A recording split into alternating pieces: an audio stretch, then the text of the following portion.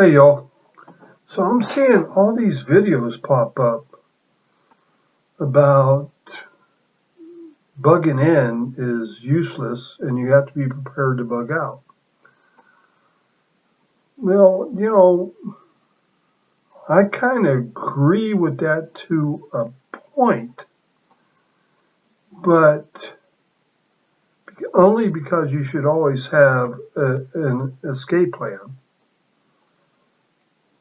But the vast majority of the time, the safest place for you to be is going to be to bug in.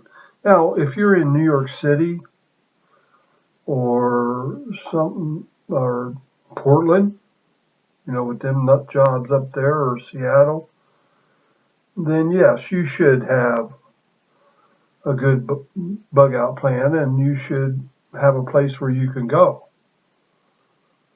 But for, the rest of us, by the time hostilities or whatever it is gets to my area, my town,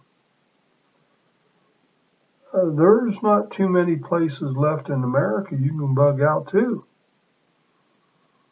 unless you're willing to live like a mountain man. Now, we do have a bug out plan. Don't get me wrong. My son who lives in a much more rural area than this, in about a half a mile, we hit a dirt road. And after about 40 miles, we come out on the other end and come out right by his house. There's not a structure or a person or a cow or a human being anywhere along that road. But I mean, that is, honest to God, that's just extreme. And about the only reason we would be doing it, to be quite honest with you, is he's on a well and septic. And if somehow the well and septic got cut off in our town, which if the well got cut off, I mean, we can live with that. I mean, we got a river, I don't know, 100 feet from here, year-round river, and I got filters. The septic's a little bit different, but well, I've got a quarter acre, which isn't huge, but I'll go out and build an outhouse if I have to. I mean, we got measures that we can handle. I think a lot of people are really taking this. Excuse this noisy chair. I told you I just love this chair and I deal with the squeaks, but my wife told me that we're going to start looking for a new chair. So I'll have to find a new one anyway. But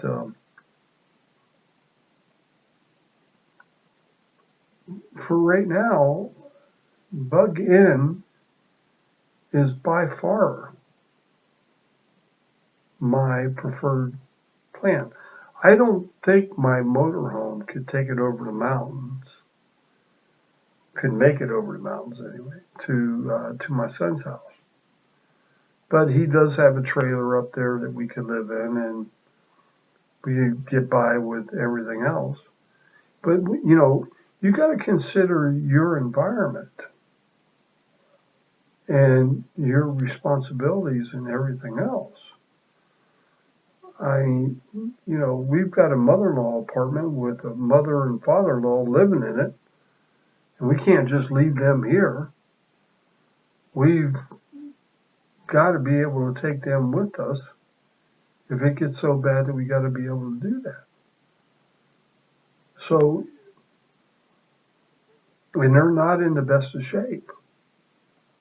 So we plan like we should on staying home. And these people are saying that's a terrible idea. I think they're just wrong. And you know, there's one guy, and he's a good guy. He's very knowledgeable. He's been in much worse situations than I have.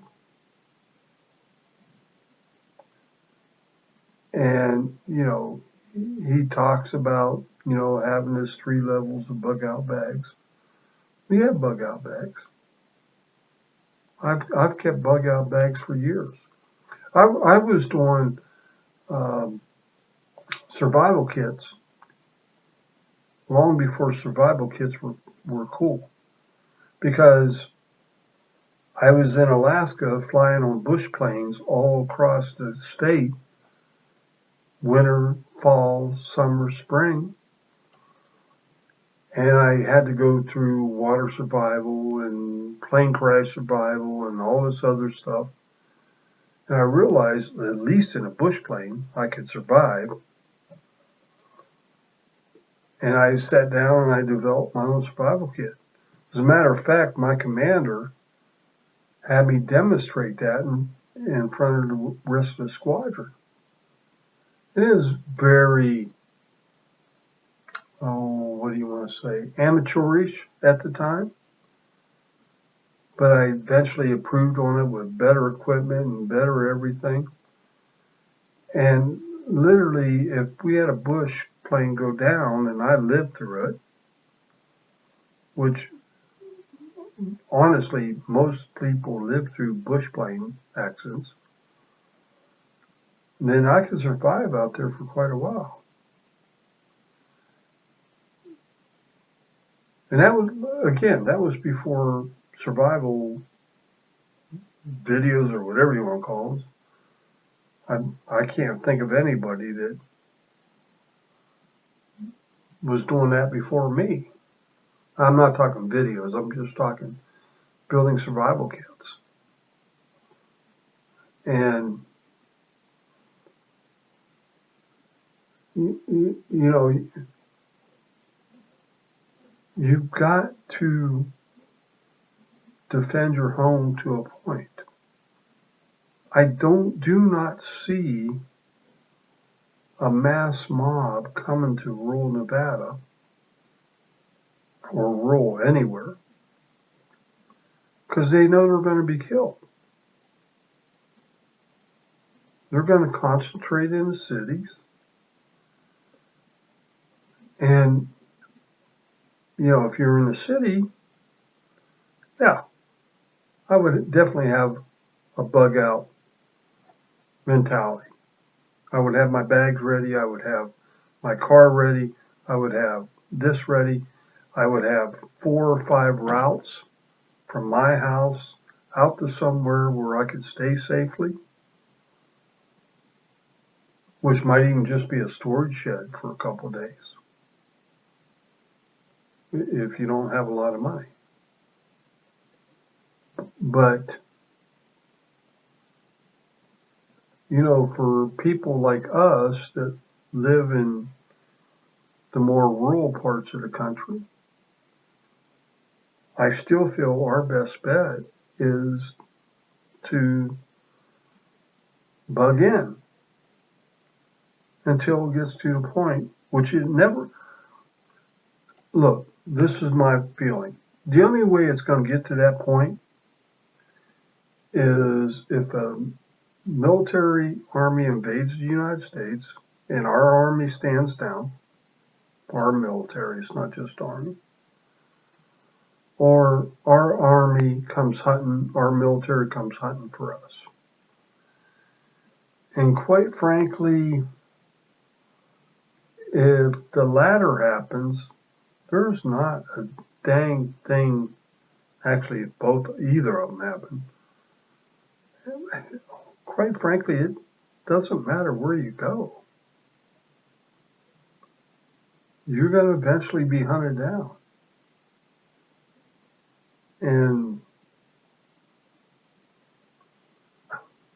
I don't know what difference that's going to make. So anyway,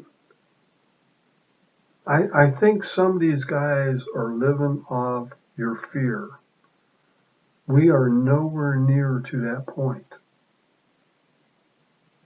I'm telling you, we are nowhere near to that point. Maybe if you're in a big city, big liberal city, you may have to consider something. But anybody else in the country, I don't think you have to consider anything.